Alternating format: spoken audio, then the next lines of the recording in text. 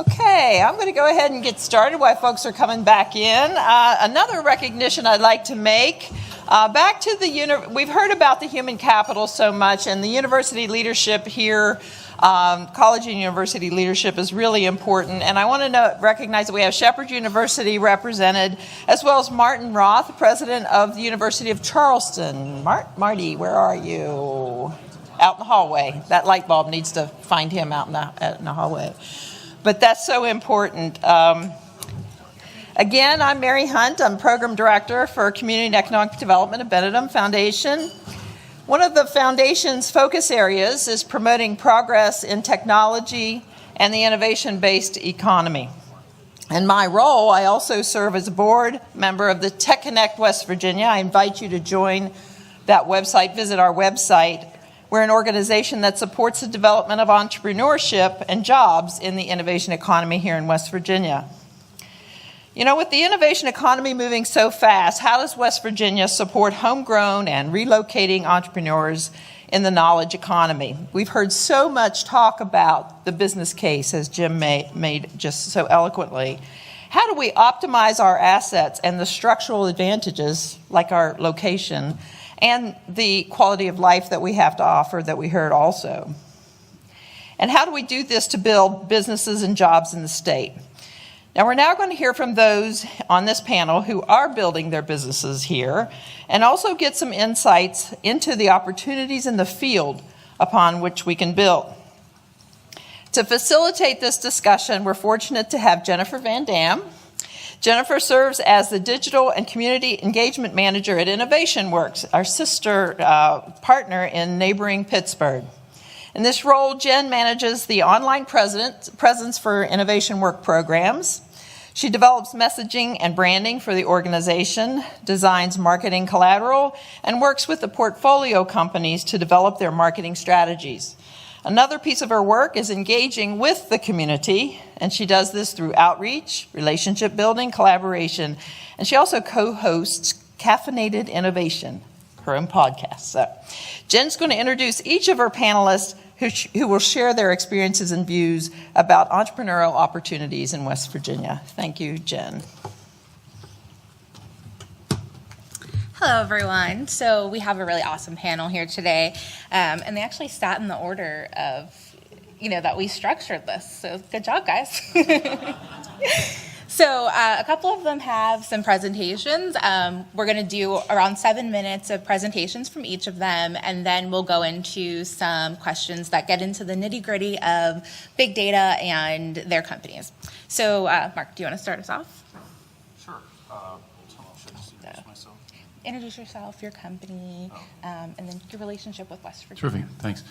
So I'm Mark DeSantis. Up till recently, I was CEO of a company called Roadbotics. Still remain as the senior advisor. I'm co-founder of this company. I'll talk about that. But I'm a serial entrepreneur. So I'm on my fourth AI company. I have the good fortune of also being an adjunct professor at Carnegie Mellon, at wonderful university up the road. Been doing it for 20 years. So I get to look inside the toy store, as I call it, with all the fun stuff. And I think probably what I will highlight today is to talk about how AI, sort of a cousin of big data, I guess, is changing the world. And our company, Roadbotics, just very quickly, if you think of the Romans, were incredible road builders, built 50,000 miles of road that stretched from northern Europe to the Middle East to northern Africa. Some of those roads, like the Appian Way in Rome, are still used today. And one of the reasons they were so good at road builders is they inspected the roads regularly. They'd actually have a guy called a lictor, and he sat on the back of a chariot, and he'd look down at the road as the chariot would roll down the road. And he made notes of problems with the road, and they give it to the local road crew to fix. And that is how roads are inspected all over the world. It's just a Ford F-150 or a Toyota truck, but it's 2 or 3 people in a truck looking down at pavement, making notes about all the different features they see on the surface. If you could use a cell phone to capture the data, and use AI to interpret the data, not unlike, for example, a radiologist looking at X-ray, looking for certain patterns, you could assess roads. So our humble company, we raised $12 million. BMW is an investor. One of the largest AI funds in the world is an investor. We have 170 customers in 14 countries around the world. So if you're driving around Buckingham Palace, we've assessed those roads. If you're in Toulouse, France, if you're in Boston, et cetera. And I only say this to say that this little company, which is now global and has been in TechCrunch and Wired and all that, is right up the road. It's in Pittsburgh, not that far from here, from Carnegie Mellon.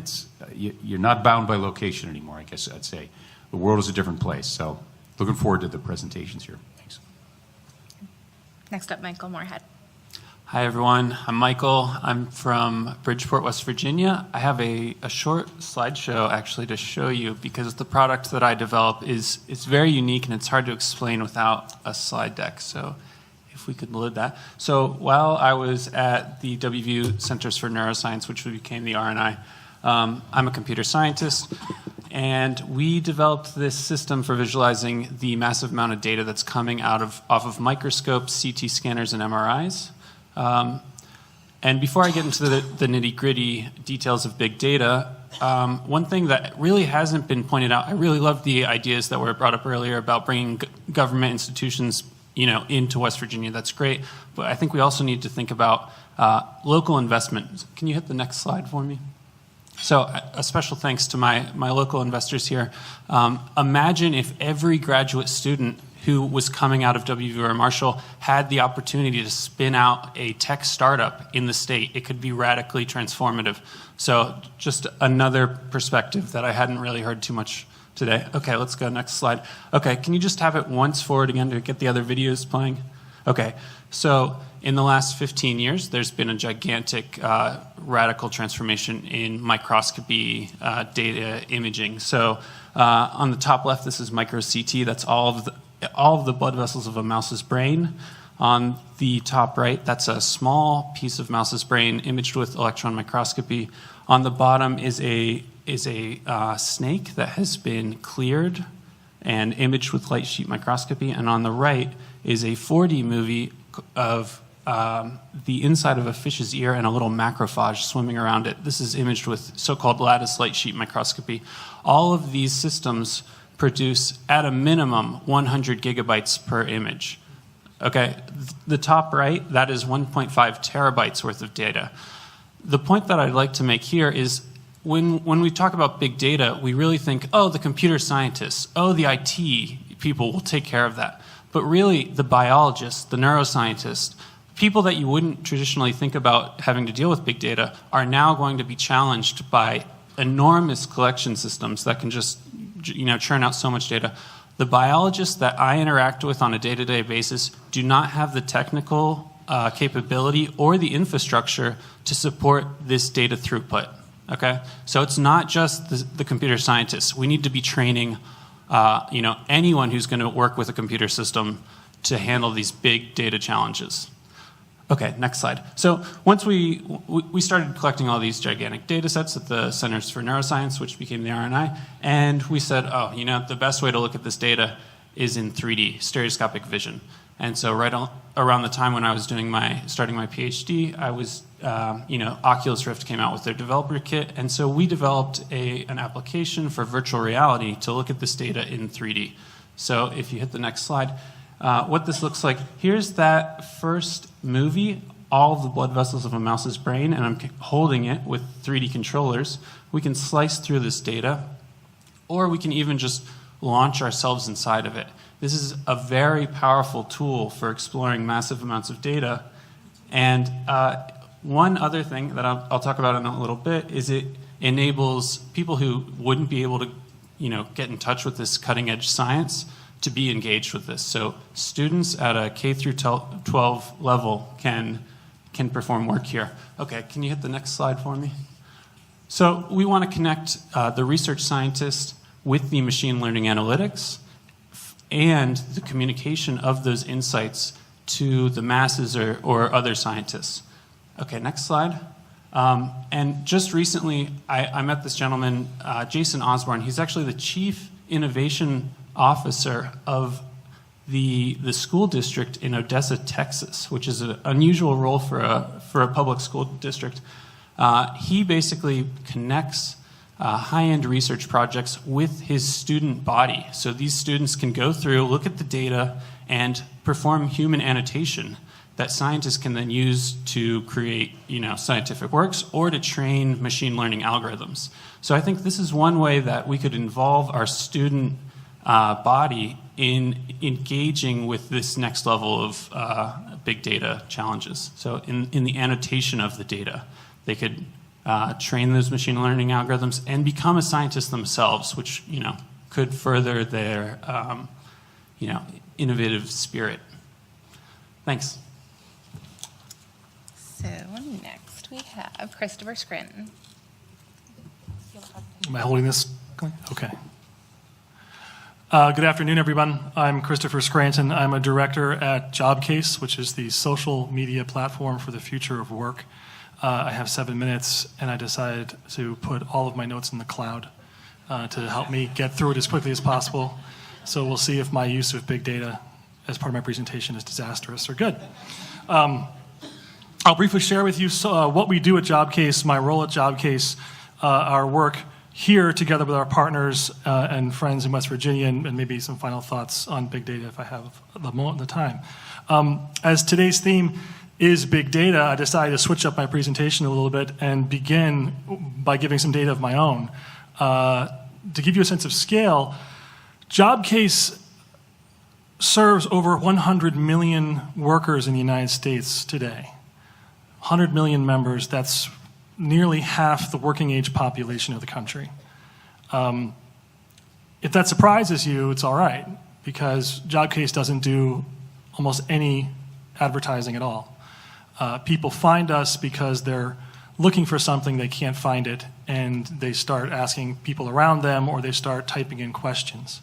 And the notion of relating to your challenges in the work world, in your work life, and in job seeking as a question, as a personal interaction, is central to what Jobcase does.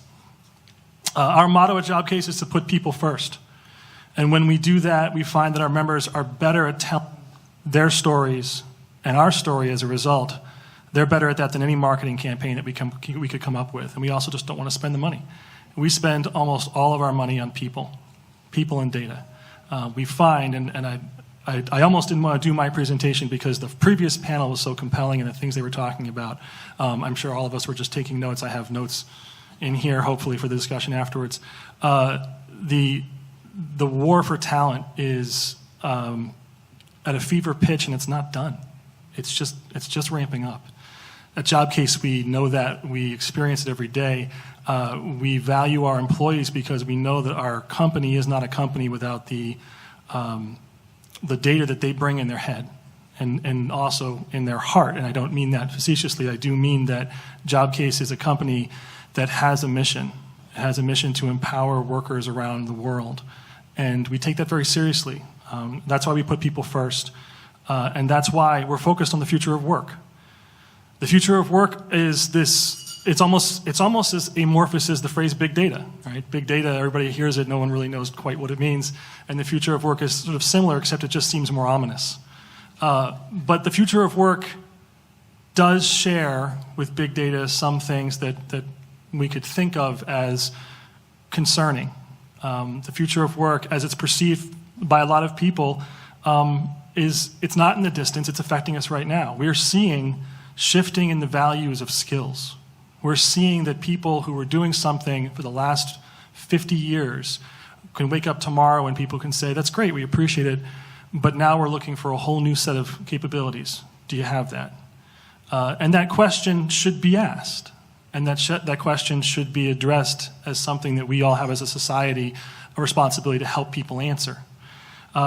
It also is forcing companies, the future of work and the idea of the shifting capabilities that are going to be necessary in the future, which is sort of now. I was just having a conversation before with Mark, and we were talking about how the idea of being a tech company and a tech stock and a tech industry was this thing. It was a separate thing. There were, tech stocks and, mining stocks. Well, if you're a coal company right now and you don't have a sense of what your data looks like, then you may be falling behind. You may be falling behind for other reasons. There are all sorts of companies right now who don't think that they're a tech company. And when you don't think you're a tech company, what you really are is you're about to not be a company. because the other folks who are competing with you, if they've figured that out, they're lowering their costs, they're increasing their efficiency, they're figuring out how to make better data-driven decisions. And in doing that, they push the future of work because they're hiring people who can help them do that. And there aren't enough of those folks. There aren't enough of those folks out there right now who can help the companies to succeed in the way they need to succeed. And whoever gets those folks gets a huge advantage. And I'll skip kind of ahead in my presentation, but if West Virginia can produce more of those folks, then West Virginia can get a big advantage. The other aspect that I want to bring up that I think a lot of people talk about the first two things I mentioned now, a lot of people skip over this one, that all of this big data and the big speed that comes with it and the big change that results from it, that creates big concern for everyone, for people who are working, for people who are not, for mothers and fathers, for folks who are retired, for folks who don't want to retire and who are transitioning from traditional industries to others. We have to acknowledge that there's a natural human reaction to uncertainty. And the idea of the future of work is creating tremendous uncertainty in the country right now. A lot of people don't know, and in the previous panel said it wonderfully, they don't know what to look at for the jobs, for the skills, today, tomorrow, in a year, in 10 years. There's a lot of uncertainty, and we recognize that. At Jobcase, we're helping job seekers and employers to address these challenges and all of the opportunities, because let's remember, it's yin and yang, it's a flip side. So there's a lot of challenges, but there's a lot of opportunity there. We don't necessarily know all of the best ways to address it, but we know the best way to start. And the best way to start is to address these challenges together in a community. And that's at the heart of Jobcase. When the job-seeking experience for the average person is often frustrating and dehumanizing, Jobcase asks the question, how can we rehumanize it? How can we rehumanize the experience of going out and looking for a job and trying to build your career? We know that most people right now, they're looking for jobs, they're sending out resumes, they're not hearing anything back. They don't have an idea of how the algorithm is happening on the other side. And so it's just endlessly dehumanizing for people. They feel like they're, the little drop in the big ocean. And one of the things, most important things that we do at Jobcase is we say, you're not alone. There are lots of people doing this. Every company that you apply to has an HR organization. They have people who work there. There are people who feel like they combine in that company as a family, as a community. And the person looking for a job says, I have no community. It's just me. It's just me against the world. And what Jobcase is trying to help people realize is that's not true. And in fact, you are part of a community. You're part of an incredibly large community that's incredibly powerful. And what we try to do to support people realizing that is to provide the Jobcase platform in a way that supports it. The Jobcase platform is completely open and free to both job seekers and employers. You can post a job if you're an employer for free. Go to other job platforms and see if they'll let you start posting jobs for free. You talk about the future of work, that's the future of jobs. And a lot of folks are behind on that. Jobcase is leading the way. We say, if Jobcase makes a commitment to help job seekers find jobs, then how are we going to put a gate in front of employers who are the ones who will provide those jobs? We can't do that. We empower our job seekers that we serve by making sure that every possible job that could be matching for them is eligible to be seen by them. So we don't charge employers for posting jobs because employers are helping out when they do that. We also provide job search tools, profiles, resume, and application support. But what makes Jobcase unique in this space is that we have a community. You go on, you search for a job in a lot of spaces right now. Maybe you have a keyword in mind. Maybe you have the right keyword in mind, but maybe you don't. Or maybe you're looking for a job in an industry that you've never really gotten any kind of exposure to. Or maybe you're already at a job and you have a question or you have a concern. What the job space needs, what we all need in the labor market, is something that's more personal and more interactive. And in Jobcase, we don't just have a search box. We have a really good one, but we don't just have one. What we have is a community that sits right next to it. And people bounce back very easily and say, I just searched, I didn't find something. And somebody else in our community will say, oh, I know you're searching for nursing jobs, but if you put in that term, you're going to get these. And if you put in these terms, you're going to get the ones you're looking for. Or we have I was giving a presentation at some point showing our site and just showing random profiles. And there was a profile that came up of a young man who had created a Jobcase account and was clearly interested in a job, but his profile picture, he didn't have a shirt on. And we said, and I was giving a presentation and showing these things to a major nonprofit, a workforce nonprofit, and everybody in the room kind of snickered and went, "Oh man, that's a tough one for your presentation." And I said, actually, this is great, because this is what you consider to be a casual post, right? You'd see this on Facebook. You'd see this in a place that maybe not is focused on jobs. But I said on Jobcase, we have a community, and within 3 days, someone on Jobcase is going to message this young man and say, "Excuse me, young man, let me help you out." People don't come onto Jobcase because they want to talk about the lunch that they had yesterday. They don't come on Jobcase to tell you about their vacations. They come on Jobcase because they want to help each other. And there are almost as many people giving help as people who are getting help on Jobcase.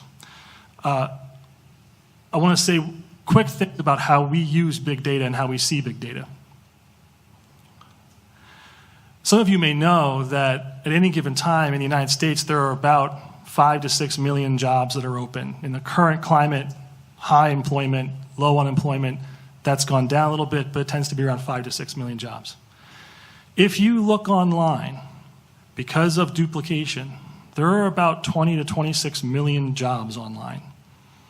But there are only about 5 or 6 real ones, 5 or 6 million real ones.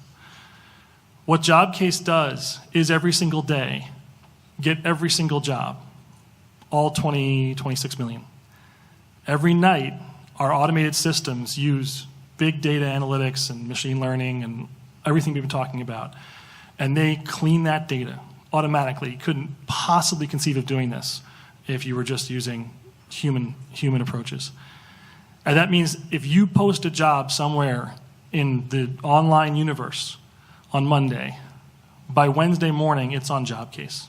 And we're linking directly back. We're not putting a paywall in between. We're not putting ads or some kind of thing that's trying to misdirect you to something else and make money for somebody. We give you a direct link back. That's big data. And that's big data empowering people at an individual scale. There's lots of great examples that we've been talking about medical records and all kinds of analytics that help people on a social, sort of societal scale. We need those. But we also need big data that works for the people immediately in a direct way. And Jobcase does that. One of the other things that we do is we use big data to match job opportunities with people in a way that's very customized, very personal. If you're looking for something, if you're a student graduating from Marshall and you're in Huntington, but you're saying to yourself, I'm thinking that I have to move back to Nitro, where I originally am from. And you post on Jobcase and you put a natural line, you just tell your story. Our algorithms will parse what you said. Our systems will realize that though your current location is in Huntington, that you're actually looking for jobs that will be in Nitro. And that might be difficult. And so then we can take all of the people that are members of Jobcase who have signaled that they want to help out, and they want to be part of the community. And we can see everybody who's in Nitro. And we can see everybody who may have some bearing on what you're looking for. You want to be a lawyer, you want to be a nurse, whatever you want to be. We can find the people who have some connection. They've been searching for those jobs, and we can say, hey, you've been searching for this job, and so is this other person. Would you be able to help this person out? Or we can say, hey, you're already a nurse. Would you be able to help somebody else out in your community, in the West Virginia community? There's a golden rule concept. Most people would help somebody else if they knew about the need and they had the ability to help. What stops that moment from happening? Matching. The matching isn't there. I grew up originally in West Philadelphia. I live in Boston now, and I'm here today because of various people we work with invited me, and I'm honored to be asked to be here. I appreciate it. But if I'm walking down the street in Boston or just out here on Lee Street, and there's somebody from West Philadelphia who's walking by me and they need help, I would stop and I would say, hey, we're family. What can I do? How can I help? That's tribalism. There's a lot of tribalism that we see now today in our world. And people think, it's keeping us apart. At Jobcase, we take the opposite view. We think there are many, many tribes. We think that every single person is part of one. And we use big data to figure out when someone needs something, how can we find out who else is in a tribe with them? What do they share? And then we connect those people. And more oftentimes than not, and you can imagine yourself, you can take this test yourself, if you got an email, not too many, if you got an email maybe once a week, maybe once a month, that just said, excuse me, somebody's in your tribe and they need some help, and we think you can help them, would you do it? Our data says that people do that. And that is oftentimes some of the best help that you can get. Remember that most people look for help from people they know, but the person who hires them is usually somebody you don't. So it's connections with strangers who are following the golden rule. That's something that's compelling. That's missing in the job space. That's what Jobcase is providing. One thing I'll also say, there's a lot of other stuff that people have been saying up here that's been terrific. One thing I'll mention is there's a really terrific pamphlet put out by the development office here and their partners. And in this, they list a bunch of ways in which West Virginia has some really terrific stats to offer to the rest of the country. One of the things that jumped out to me, and one thing that I'll tell you from the job space right now, is this stat at the top right-hand corner of this pamphlet.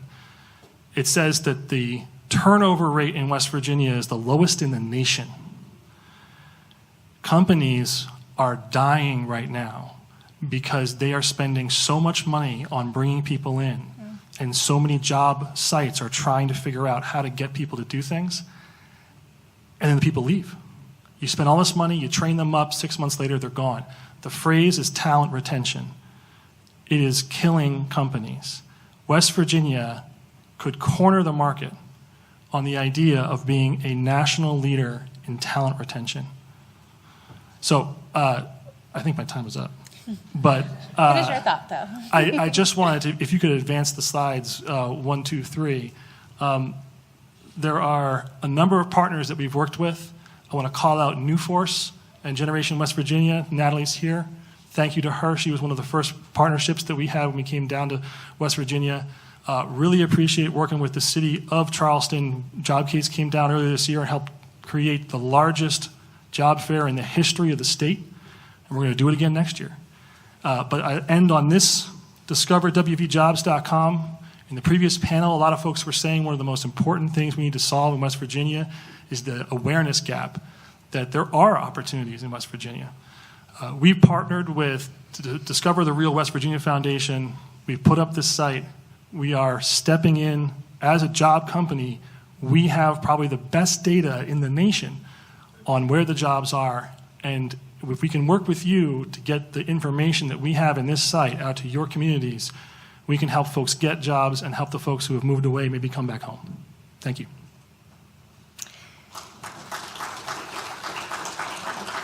And our next panelist is David Dampier, and David's from Marshall University, and he's a professor there. And I think you have a really great perspective on, you're training students for the next generation of jobs. You don't need the slides. So I am not an entrepreneur. I'm kind of proud of that, actually. But I grew up in an area where, not in West Virginia, in Florida, where I didn't have any choices but to go in the Army. And I spent 23 years in the Army. One of the things I learned in the Army was that decision makers need information to make decisions. And when I went into the Army in the 70s, we didn't have big data. We had what people understood and could provide. And I'm sorry that General Hoyer left, but one of the things I was taught in the Army is never show a general anything but red, yellow, or green, right? They need very little. But the truth of the matter is that we have so many data sources now. It's not data that leaders use to make decisions. It's information that leaders use to make decisions. It's intelligence that's extracted from data. And the problem with data is that when you have structured data, like that is provided by NOAA, or these weather sensors, or specific sensors in the engines of airplanes that are flying over the world. That structured data is a lot easier to deal with than unstructured data like Twitter data and the things that you would find on the internet as a whole. And so the big problem in academia is teaching people how to, as one speaker mentioned earlier, be data engineers and data scientists and be able to extract intelligence from these massive amounts of data. And so that's what we work for in academia, is to be able to learn how to take I've got to use both my hands here for a second, but I'll try to speak up. This fire hose of data that we are presented with every single day and work toward being able to extract intelligence, thank you, out of that fire hose of data in real time, right? We can't afford anymore to get this amount of data, put it in a server somewhere, and have it processed weeks later. We need data right now. And so we have to teach people, we have to use AI and machine learning to be able to go into that massive amount of data and to extract what's important so decision makers can make decisions. And so in academia, in computer science, in statistics, in other programs that use machine learning, we have to teach our students how to use these technologies and to be able to mine the data and post it somewhere that it can be accessible to decision makers. And I'm very new to West Virginia, but I love it. I live out Wayne. Anybody that knows what that means? So, and I've been here 3 months and absolutely love it. So I'm going to finish with that.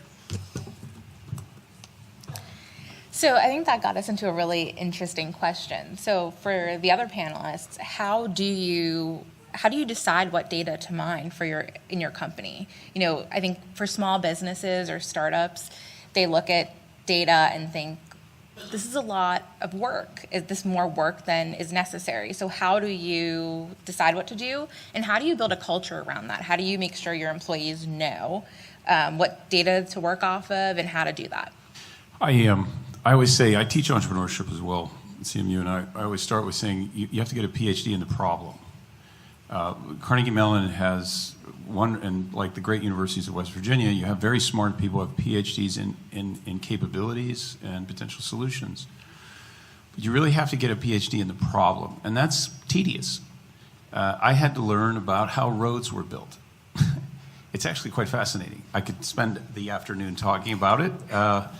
But I had to learn how roads were built. In a prior company, I was a CEO of an online learning company that used AI. I was CEO and co-founder of a company that bought and sold power on day-ahead real-time power markets. And I had to learn how power markets work. Before you can think about technology, data, whatever hammers you're going to bring, you've got to really understand how that nail works. And one of the things, and I'll throw out a crazy idea. There's a guy, Mike Turley. You've never heard of him. Mike is the head of public works for the city of North Huntington, PA, which is a really small town. Mike is now world famous. He's been interviewed by the BBC. He's been interviewed in Wired magazine. He's been in the Wall Street Journal. And Mike is famous because he was our first customer. And what Mike taught us is how roads are inspected. The process of understanding how roads are inspected. We had a notion coming out of Carnegie Mellon that a cell phone camera plus some AI, put the camera in the windshield, camera pointed forward, drive, collects all the image data. Maybe we could inspect the road, sort of, kind of, not sure. Until you engage with somebody that is their job and trying to interpret it, you can't necessarily say you have a company or even a good idea. Believe me, I've spent lots of money on things that didn't work and didn't have a customer. And so the challenge, first off, is to talk to the person with the problem. And sometimes that's sort of almost given sort of an afterthought. My previous company in energy, the head buyer for power for Alcoa, schooled us on how power is bought and sold. We had a bunch of fanciful ideas about how power markets worked and how our AI is going to do this and that, and none of that mattered. But ultimately, when he explained sort of how it worked and he tutored us, so my idea is West Virginia is chock full of institutions that have problems. Some are big companies, some are local school districts, some are small towns, some are small businesses. What a university needs, what a WVU or a Marshall or a Carnegie Mellon needs for the smart folks like my colleague here on this panel is they need a real world to try out their idea. And they need somebody who cares enough about the problem and is willing to try out this nutty idea for inspecting roads or nutty idea for buying and selling wholesale power. There are plenty of ways institutions in this great state can engage with the university and say, you know what, this may seem crazy, but if you could solve this simple rudimentary problem, even if you could reduce the cost of it by 20%, we're game. We may not buy your solution, but we're sure as hell going to try it out and going to teach you a lot about how this solution is actually applied. And it's astonishing how impactful that is. Again, you get brilliant people coming out of these universities, and they've spent years understanding a technology in depth. It's a bit much to ask them to also then understand a whole set of problem domains with the same level of depth, unless somebody engages them and says, you know what, we got this problem too. Pittsburgh actually, I believe, has a program where they're engaging large companies, and other cities are doing this as well, where they're saying, are you willing to be a test bed? Now, what I would offer as a caveat, when I say a test bed, I don't mean in the sense of, hey, you can use this office space over here, and no, a test bed as in the people with the problem are going to take some time to try to see if this potential solution might work. And I realize that's a lot to ask a big institution or a small institution. They got a lot of things going on. But let me tell you, that will pay dividends. It'll pay incredible dividends if they're willing to take the savvy, smart, young people who are coming out of these great universities here in this great state and engage with them and try out their crazy ideas and see what happens. That's what a friend of mine said, a guy who's done quite well at entrepreneurship. He says, entrepreneurship's, you try stuff and see what happens. That's about the best definition of entrepreneurship I've ever heard.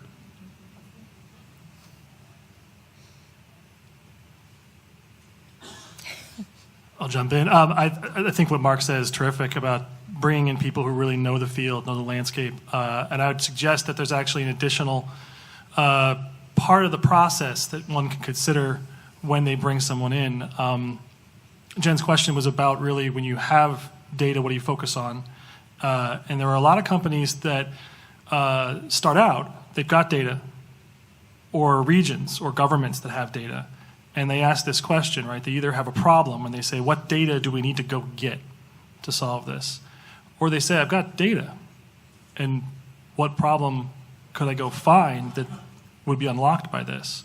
So there's a top-down where you've got a problem, and there's a bottom-up where you've got the foundation and you're kind of asking yourself what to build. Before I started working for Jobcase, I spent 10 years working in technology-based economic development for the Commonwealth of Massachusetts, and what we did was collaborative data projects among academia, government, and business.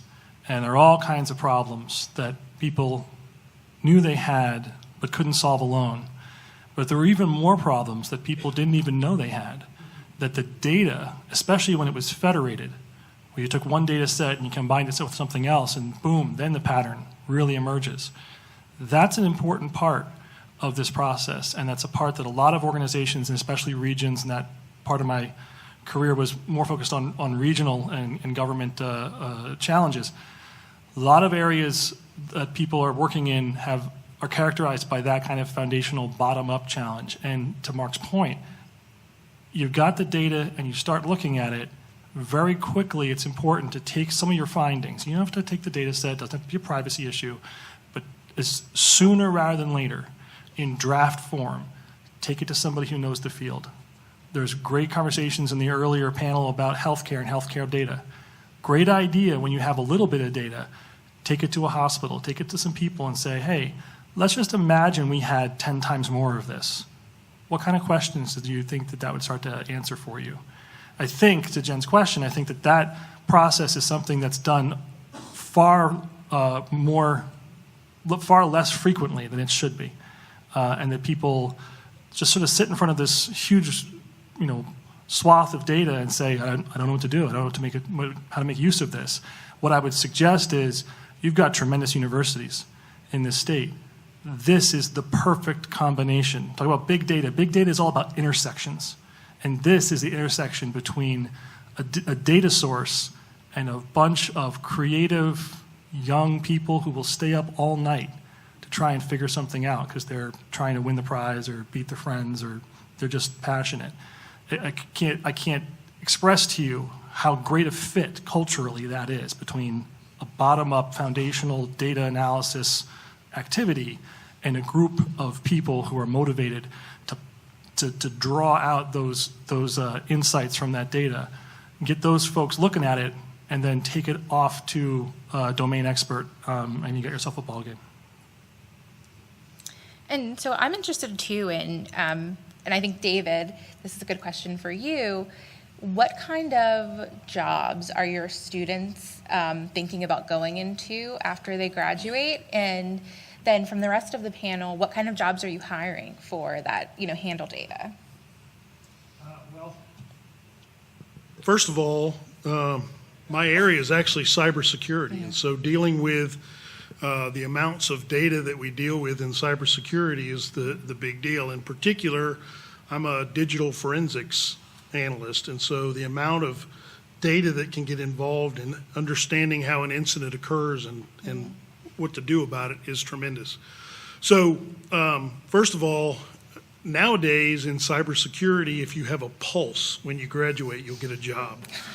So there isn't any unemployment at all in cybersecurity.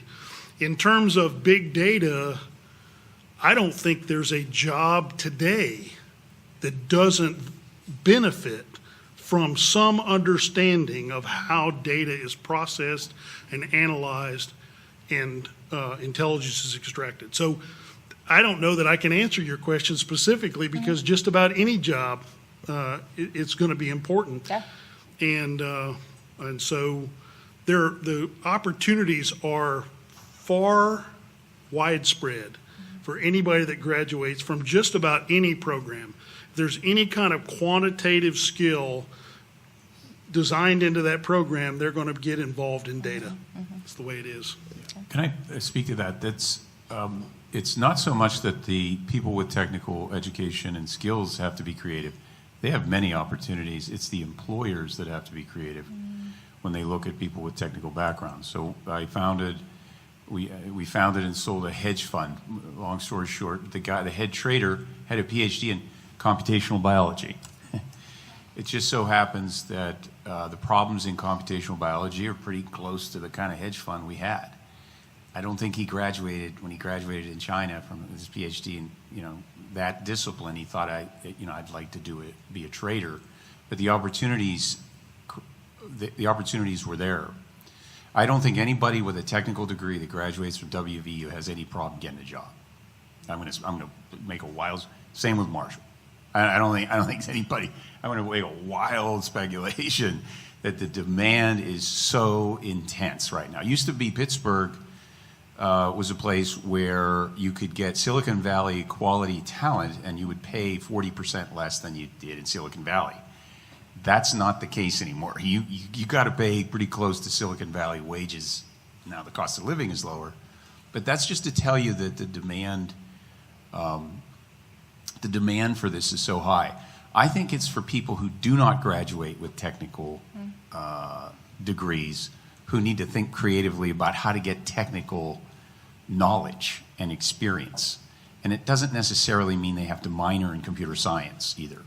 There are ways to acquire that technical knowledge, but anybody with a liberal arts degree or any kind of degree that is quote unquote not technical can now fortunately pick up those skills. You're looking at a guy with a PhD in public policy. I mean, what do I know about, robots and computer science. I had to learn it. And you can, and the resources available to do that are now widely available. But I can't say enough about your point about if you have a technical degree, you're going to get a job. Yeah, I'll just piggyback off of your point there. I just hired a young lady for a marketing role to handle social media and things like that. But she happened to know Python, just enough to read scripts and things like that. We automate a lot of work in our office, and her ability to just maneuver around those scripts, deploy them, whatever, was a huge asset. I mean, she became, a major force in the office. So.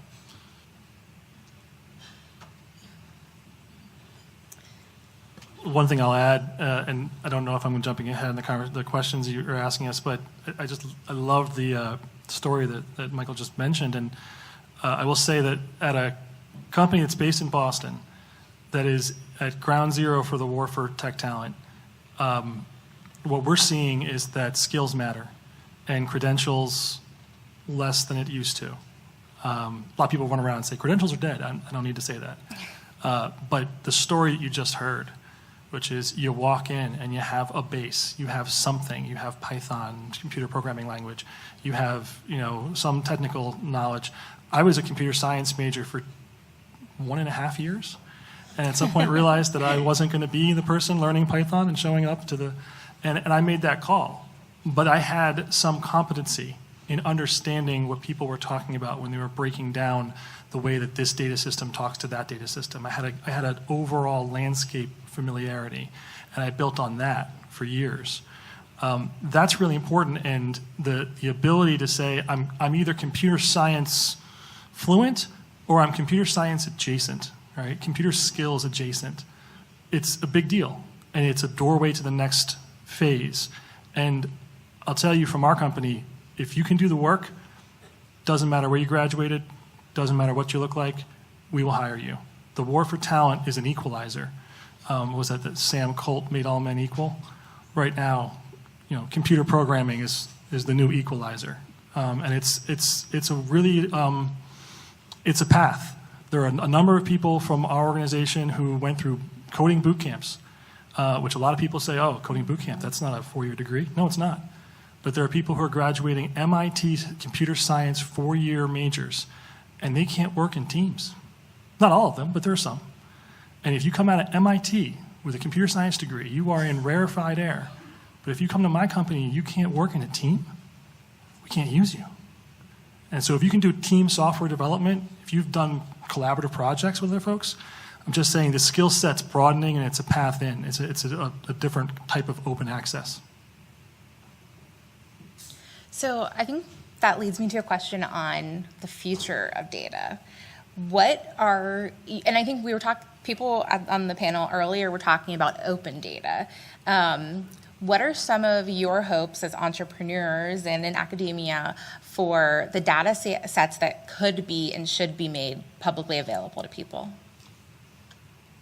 That's interesting. My last company, Roadbotics, as I said, we assess roads and road surfaces. And so we know for a city, we can tell you exactly where every pothole is. I'm sure you probably could in your hometown as well. But we can also tell you where every alligator crack is, block crack, edge crack, raveling, rutting, all that stuff. It's fine-grained detail. And we pitched, one of our early customers was South Bend, Indiana, and the gentleman who's now running for president was our customer. And I was talking about transparency and sharing data, and he actually said, you know what we're going to do? We're going to publish this map. And I remember there was a legal counsel from the city of South Bend kind of sitting there, and he jaw dropped. And he said, wait, you're going to publish a map that tells every citizen of South Bend, in fact, anybody who can get on the web, every single pothole and an image of it and where it is and the status of every road, no matter how bad? And he said, yeah, sure, why not? And he said, well, lawsuits, number one. But in fact, that's what happened. So in that world, and sometimes called smart cities, what a lot of cities are doing is they're trading services for data. Mm-hmm. So for example, I'll just give you one example. The way to collect data on your roadway, a very efficient way, is to use the city's street sweeper. You know, street sweepers are on every street pretty regularly, and all you do is just hitch a ride. So you just pack sensors on the street sweeper, and the street sweeper does its routine. So we partnered with a company called Federal Signal, which is the third largest street sweeper manufacturer in the entire world. And they said, it's funny you said that, because we always had the idea that there'll be a day when we will give away the street sweeper to a city. And that's a $300,000 piece of machinery. We're going to give away the street sweeper, and we're going to, so long as we own the data, and then we're going to cut up the data and sell it to a bunch of different folks. And that's happening right now. So the city gets the benefit of free street sweeper plus some other stuff. The company gets the benefit of having access to that data and then selling it for a whole variety of purposes. So I think it's less about, there's just, you know, massive amounts of, sometimes called data exhaust, just data everywhere, data everywhere. I think it's less about the data specifically and more about a business model or business models built around cheaply, inexpensively collecting and harvesting the data. Yeah, I guess going to your question, I would argue, and I'm not sure if this would be agreed by all the machine learnists here, but most of the big advantages or the big advances in machine learning came from a published annotated data set. So computer vision advances and all of these things. And so we should open up all the data sets, right? I mean, I don't know, well, you know, we can monetize them. We can leverage them for public good, you know. I think the one thing that we can be absolutely sure of is there's not going to be any reduction in the amount of data in the future. As technology doubles every 12 to 18 months, the amount of data is going to continue to double at that rate as well. And so if we don't take advantage of the technologies that we need to process that data, then we will lose advantage. But it's not going to slow down. It's just going to continue to grow. Automation is not going to slow down. It's just the way of the world. I would say that the point that Michael just made about opening all the data, I take to heart, and I think about all the people who are public officials in the room who sort of adjusted their ties or other when he said that, because there are some concerns, and there should be. Big data and open data is serious business, and there's a sequence to this. There aren't a lot of dilemmas. We talked earlier, there were some good points made about trade-offs. There are trade-offs. There are trade-offs to be made, but I don't think that there are a lot of dilemmas. I think that you start with privacy security first, always, always. You can get to a good place, and you can move on from that, and then you can say the trade-off has been managed. There are different societies with different levels of tolerance for what constitutes a data scandal. The United States, I would imagine, is pretty intolerant. There are, I don't know which it is, but there's a country in Scandinavia, maybe it's Finland, where all of the data, all the medical data is in a government database, and they've gotten really terrific advances, and it's really inspiring. And I haven't heard of any scandals. I also know that when I was in state government in Massachusetts, we did the first open data effort around the Massachusetts RMV, the DMV. And it's, you know, just people's cars and license plates and how many miles you drove a year. And we were arguing. We had this exact same debate. We said, you know, we should, you know, data scientists were saying we should open everything and there'll be a utopia of wonderful data science insights. And of course, we all agreed there would be. But we also brought up the notion that we have the little old lady with the Lamborghini problem. That somewhere in some garage that no one knows about, there's a little old lady who has a Lamborghini and no one knows.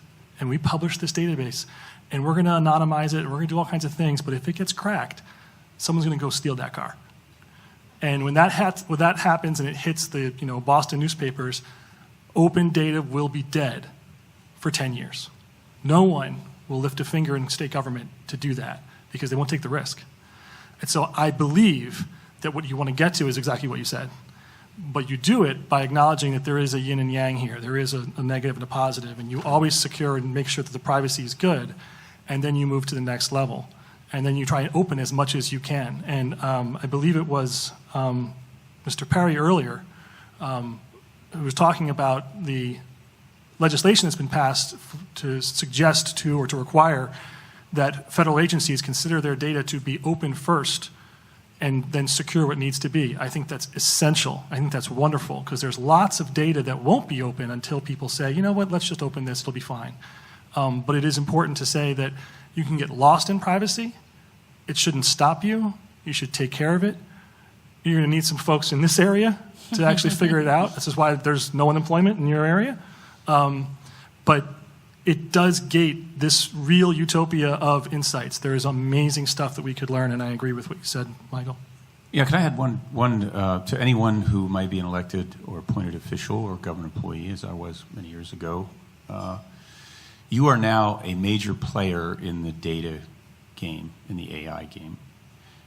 You are now a major player, particularly local government and state government. Federal government's a different category altogether, I think, and a different type of player in the space.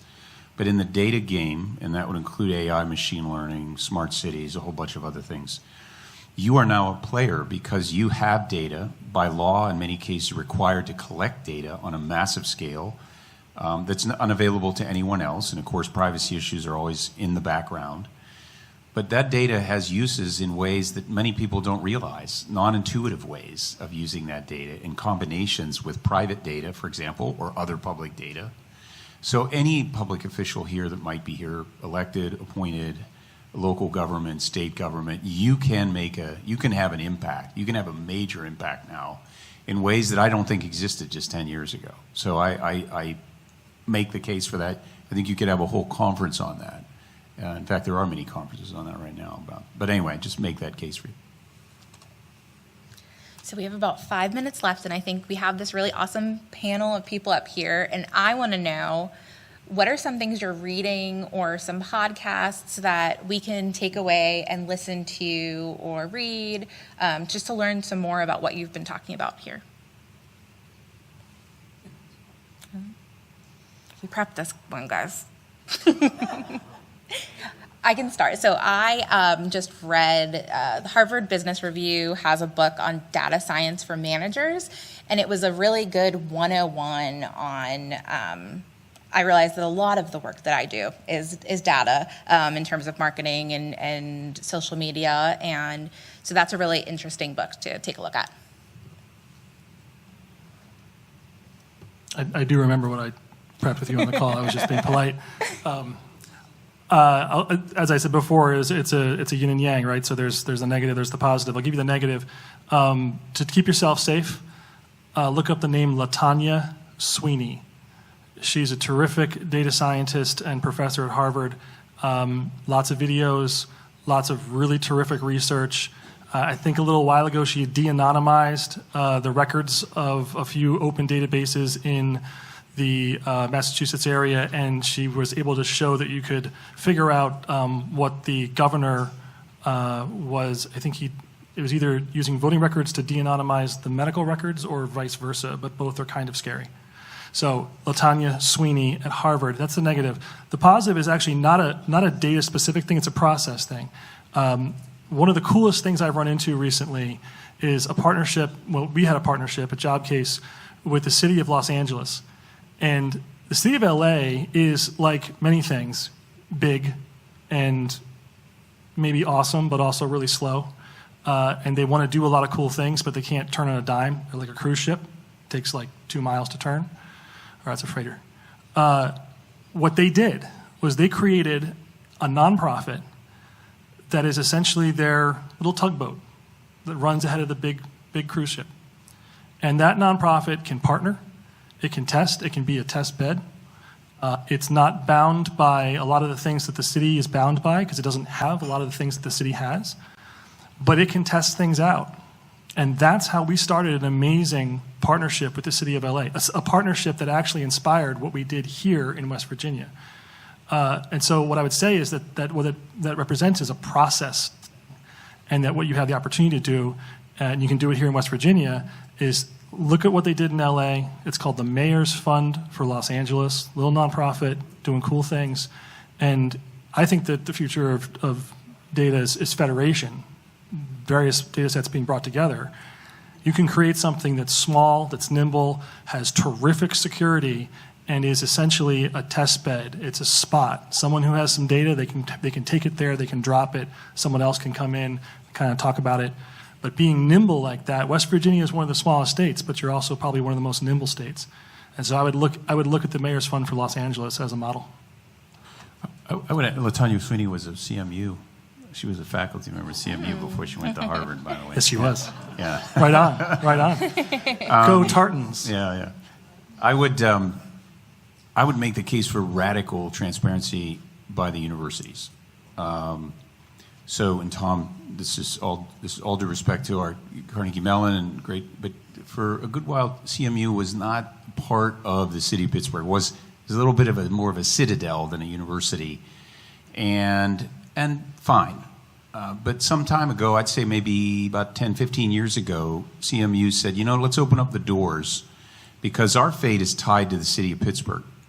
And I think one of the inspirations for that was Stanford. Stanford, right out of the gate, said our fate and Palo Alto, that whole Northern California, our fate and the fate of this city and this region are tied together, inextricably tied together. It's not a fancy university sitting in the middle of Northern California any more than CMU was this isolated citadel sitting in Pittsburgh. It opened up the doors, and to the credit of University of Pittsburgh, did a similar thing. And as a consequence, they got the fruits of new technologies started by alumni, money, visibility, Google, and I could go on. And I think that right here, just up the road, not far from here, you would be amazed at what's happening in these universities that are right down the road. And sometimes it's hard for a university to think in those terms, and that's all due respect to any university that might be here today.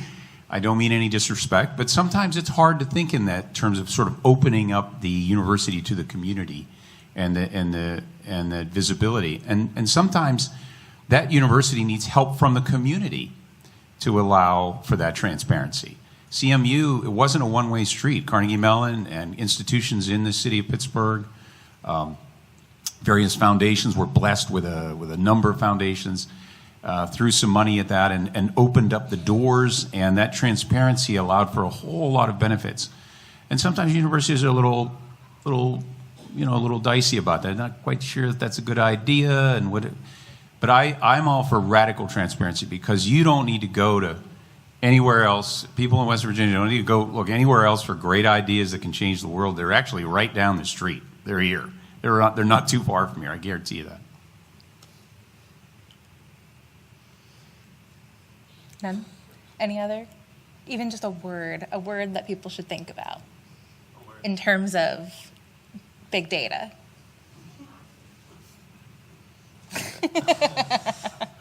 So I've been reading a lot of research papers lately. Not that fascinating, not that interesting of a read. But there is a new machine learning concept called domain adaptation or transfer learning, where you can take one already trained neural network and show it a few examples in a new but similar case and instantly retrain the network.